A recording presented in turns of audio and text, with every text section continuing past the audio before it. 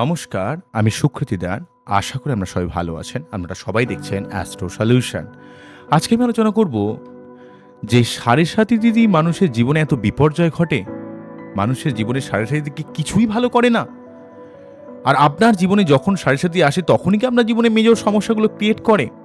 কিভাবে এর থেকে পরিত্রাণ পাওয়া যায়, কিভাবে রক্ষা পাওয়া যায় যখন আপনার জীবনে সাড়ে আসবে, সেই সাড়ে পর্যায় থেকে আপনি নিজেকে রক্ষা করতে পারেন। এই নিয়ে একটা পুঙ্খানুপুঙ্খভাবে আলোচনা করবো। আশা করবো আপনাদের ভালো লাগবে।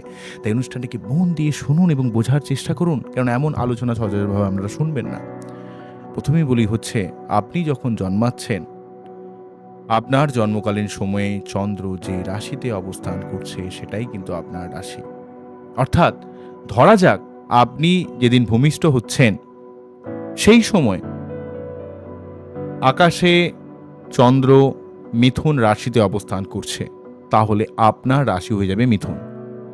ধরুন আপনি যখন জন্মাচ্ছেন আপনার জন্মকালীন সময়ে চন্দ্র বৃশ্চিকে অবস্থান করছে, তাহলে আপনার হয়ে যাবে বৃশ্চিক রাশি।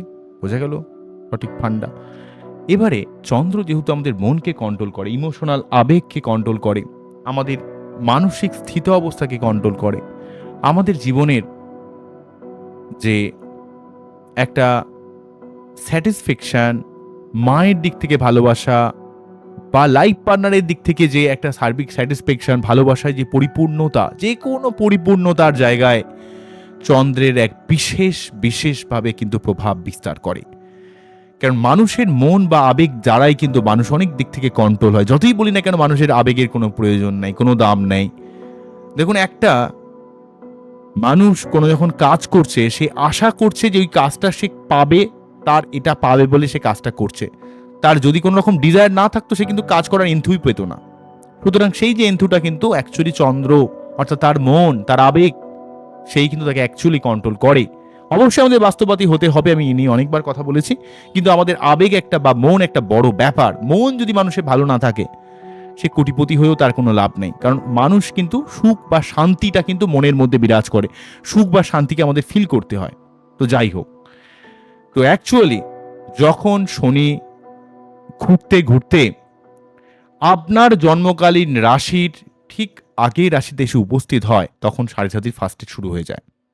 মোটামুটিভাবে শনি এক একটি ঘরে 2.5 বছর করে অবস্থান করে। টোটাল 12খানা ঘর যদি ধরা হয়, তাহলে 12 ইন্টু 2.5 যদি করি, তাহলে কত হচ্ছে? 30 বছর প্রায় সময় লাগে। 12 দুগুণে 24, 36, তাহলে 30 বছর সময় লাগে টোটালি সমস্ত রাশিটাকে পরিক্রম করতে। তাই এক একটি রাশিতে অ্যাপ্রক্সিমেটলি ভাবে 2.5 বছর করে অবস্থান করে। তাই শনি যখন প্রথমে আপনার যা রাশি তার ঠিক আগের রাশিতে রয়েছে, তখন সাড়ে ফার্স্ট স্টেজ শুরু হলো। অর্থাৎ দ্বাদশভাবে শনি অবস্থান করাকালীন কখনো মনে রাখবেন লগ্ন থেকে সাড়ে ক্যালকুলেট হয় না। তাহলে দ্বাদশভাবে যখন শনি থাকছে তখন সাড়ে ফার্স্ট স্টেজ, যখন রাশির উপর থাকছে তখন হচ্ছে সেকেন্ড স্টেজ, যখন রাশির পরবর্তী রাশি অর্থাৎ রাশির সেকেন্ড হাউসে যখন থাকছে তখন হচ্ছে শনি সাড়ে থার্ড স্টেজ। ফার্স্ট স্টেজে আপনাদের যখন দ্বাদশভাবে শনি থাকছে, একটু ব্যয় সংক্রান্ত সমস্যা, খিটখিটে হয়ে যাওয়া, ঘুমের সমস্যা ক্রিয়েট করা, আয় ব্যয় সামঞ্জস্য রক্ষা করা কঠিন হয়ে যাওয়া, আপনার বাড়ির মেম্বারের বিভিন্ন অসুস্থতার জন্য অস্থির করে দেওয়া। সেকেন্ড হাউসে যখন শনি সেকেন্ড পেজে যখন শনি চলে যায়, তখন রাশির উপর সম্পূর্ণ চলে যাওয়ার জন্য মনের মধ্যে অত্যন্ত অস্থিরতা ভাব ক্রিয়েট করে। শরীর টরীর খারাপ করে দেয়, হাড়ে ব্যথা, কোমরে ব্যথা, দাঁতে ব্যথা, গাঁটে ব্যথা, এমন প্রবলেমে ক্রিয়েট করে এবং আপনাকে সব দিক থেকে বিষণ্ণ করে দেয়। এক জিনিস নিয়ে চিন্তা করছেন, ভাবছেন, কিছুতেই সেখান থেকে সরতে পারছেন না, এমন একটা প্রবলেম ক্রিয়েট করে। আর থার্ড স্টেজে যখন দ্বিতীয়ভাবে শনি চলে যায়, তখন কিন্তু আপনার অর্থ সেভিংসের জন্য আপনাকে একটু চিন্তায় উপনীত করে। আপনার অনেক সময় এমন কিছু রুক্ষ কথা বলে দেবেন, এমন মানুষকে এমন কিছু দুমদাম বলে দেবেন, যার জন্য আপনার এই রুক্ষতার জন্য, এই ব্যবহারের জন্য আপনার নিজে কি পরে পস্তাতে হবে।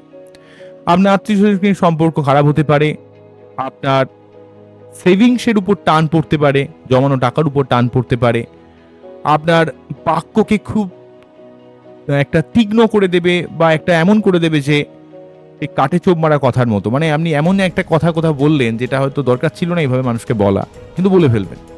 এবং এর জন্য আলটিমেটলি আপনার এই সাড়ে যে 3টে স্টেজে একটা জিনিস কমন, যে আপনাকে বিষণ্ণ করে দেবে, অতৃপ্ত করে দেবে, আপনাকে মানসিকভাবে ডিপ্রেস করে দেবে, চাপের মধ্যে ফেলে দেবে।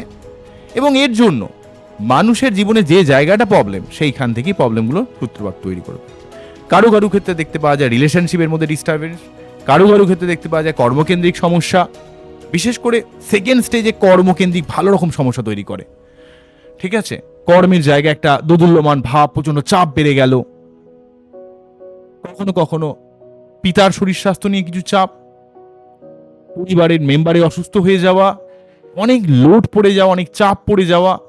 তো সাড়ে-সাতির পর্যায়গুলোর মধ্যে সব থেকে ভয়ঙ্কর হয় সেকেন্ড ফেজে যখন সাড়ে-সাতি চলে। বিশেষ করে এই মুহূর্তে যেমন মীন রাশি সাড়ে-সাতি চলছে, সেকেন্ড স্টেজ, কুম্ভর ক্ষেত্রে থার্ড স্টেজ এবং মেষের ক্ষেত্রে ফার্স্ট স্টেজ রয়েছে। তাহলে মেষের ফার্স্ট স্টেজ, মিনের সেকেন্ড স্টেজ, কুম্ভর থার্ড স্টেজ। তো এইভাবে সব থেকে বেশি কষ্ট পাচ্ছে মিন, কারণ মিনের মধ্যে মানসিক চাপ, মানসিক অস্থিরতা, মনের কথা ক্লিয়ারলি বলতে না পাওয়া, কি বলতে চায় ক্লিয়ার নয়, একটা এত বেশি কনফ্লিক্ট সিচুয়েশন ক্রিয়েট করে যে কি বলতে চায় সে নিজে ক্লিয়ারলি বলতে পারে না, এমন একটা ব্যাপার। এবং সেই সঙ্গে বিভিন্ন ব্যথা বেদনা, যন্ত্রণা, মানসিক চাপ, বা কারো কারো ক্ষেত্রে সম্পর্ক সংক্রান্ত চাপ, কারো কারো ক্ষেত্রে লোকের থেকে অপমানিত হয়ে যাওয়া, কারো কারো ক্ষেত্রে কর্ম চলে যাওয়া, কোনো না কোনোভাবে আপনাকে মানসিক চাপ দেবেই দেবে। এটা হচ্ছে মেন ব্যাপার। তো এটা কেন দেয়? দেখুন, শনি যদি সম্পূর্ণ কারকতাকে ধরা যায়, দেখা যাবে যে শনি হচ্ছে কর্মফল দাতা। শুধুমাত্র যে কর্ম মানেই কি কর্মফল, মানে আপনি যা কাজ করবেন সেই অনুযায়ী কি ফল পাবেন, সেটাই কি সবসময় হবে? কিন্তু প্রকৃত তেমন নয়। কর্মফল জিনিসটা যদি আমি আরো ভালোভাবে ভাঙি, তাহলে বলবো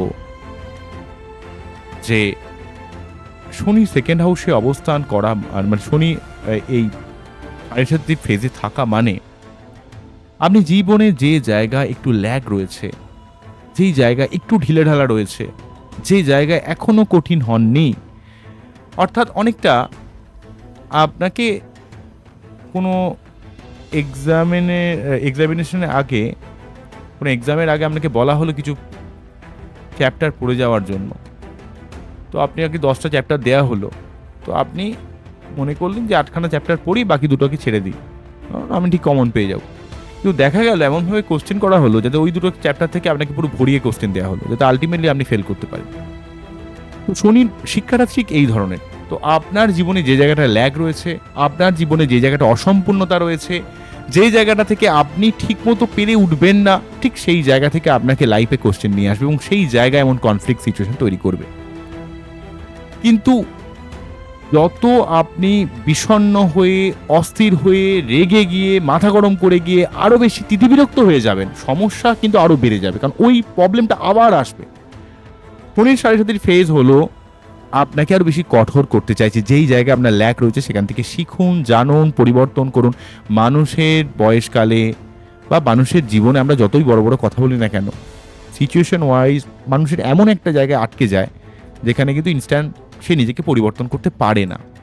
ঠিক আছে, মানুষ তো রক্তমাংসের মানুষ, তার একটা ইমোশনাল ব্যাপার আছে, তার একটা ব্যালেন্স আছে, তার সব কিছুর মধ্যে সে একটা আবদ্ধ হয়ে থাকে। তো মৃত্যু যেমন অবধারিত, মানুষ তো মনে করলেই তো সব কিছুর মধ্যে থেকে ছেড়ে বেরিয়ে যেতে পারে না, তেমন এই যে আলটিমেটলি একটা মোহ, একটা আবদ্ধ, একটা নিজেকে চেঞ্জ করতে না পারা, এই জায়গাগুলো থেকেই তার জীবনের সমস্যাগুলো মেনলি তৈরি করে। তাই আপনাদের কিন্তু আলটিমেট ভুল থেকে শিক্ষা নিতে হবে, নিজেকে পরিবর্তন করতে হবে এবং একটু নিজের মানসিক স্বাস্থ্যের দিকে একটু যত্নশীল হতে হবে। এক কথা নিয়ে বারে বারে না ভেবে একটু ভাবুন যে সেখান থেকে আপনি কীভাবে বেরিয়ে আসবেন, কত সহজে বেরিয়ে আসবেন, কত কম খেটে কীভাবে ট্যাক্টফুলি ম্যানেজ করবেন। কারণ এতভাবে আপনাকে মানসিকভাবে অস্থির করে দেয় যে প্রকৃত ভাবনা চিন্তা করার ক্ষমতা কেটে গিয়ে নষ্ট করে দেওয়ার চেষ্টা করে। কেননা কি, চন্দ্র ডিস্টার্ব হয়ে যায়। কারণ চন্দ্র দেখুন এক একটি রাশিতে সোয়া দুদিন অবস্থান করে, 2 দিন 6 ঘন্টা থাকে। সেখানে উনি এক একটি রাশিতে 2.5 বছর থাকে। অর্থাৎ যে সব থেকে স্পিডে মুভ করে চন্দ্র, সেই তার ঘরের আগের ঘর, সেই ঘর বা তার পরের ঘর দিয়ে যখন শনি পাস করছে, তখন তার কারকতাকে নষ্ট করে দেয়। আসলে চন্দ্রকে দূষিত করে দিচ্ছে। সেই জন্য তাই চন্দ্র দূষিত মানে কি, তার মনের মধ্যে বিষণ্ণতা, মনের মধ্যে অস্থিরতা, মানসিক চাপ, মানসিক অতৃপ্ততা, কাউকে বোঝাতে পারছে না কি হচ্ছে, কিন্তু মনের মধ্যে উথাল পাতাল চলছে সব সময়।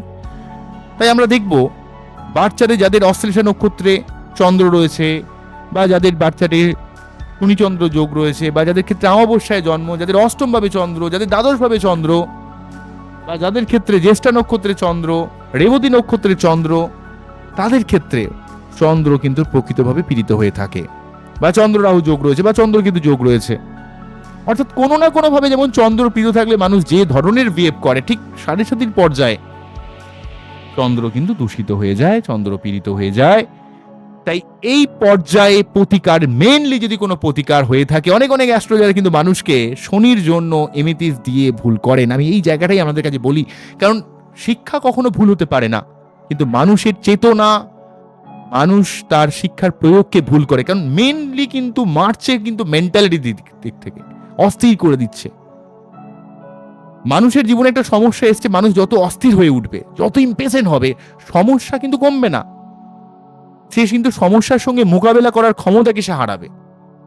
তেমন আপনার যখন কঠিন সময়, তখন ধীর হতে হবে, শান্ত হতে হবে।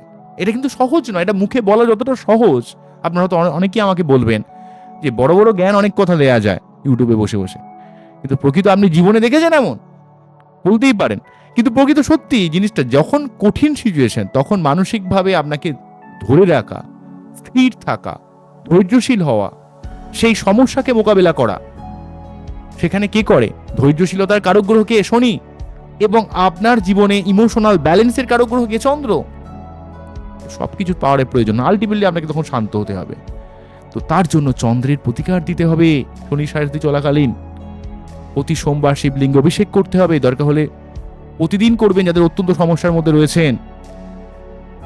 সত্য কাজের তলায় একটা ঘিয়ের প্রদীপ জ্বালাতে পারেন, বা আপনারা কালো তিল,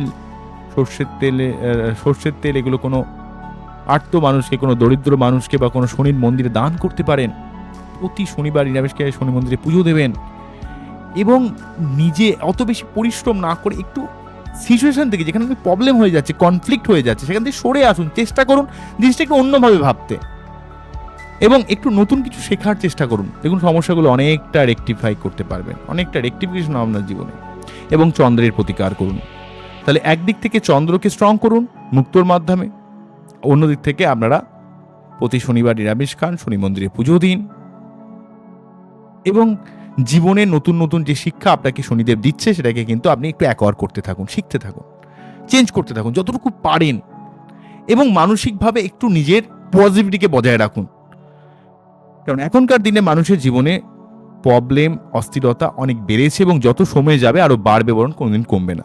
সুতরাং আপনি কতটা এই পরিস্থিতির মধ্যে নিজেকে ভালো রাখতে পারেন, নিজেকে কতটা একটা সার্বিক পরিস্থিতির মধ্যে স্ট্রং রাখতে পারেন মেন্টালিটিগত দিক থেকে, সেই জায়গাটা অত্যন্ত ইম্পর্টেন্ট। ঠিক আছে?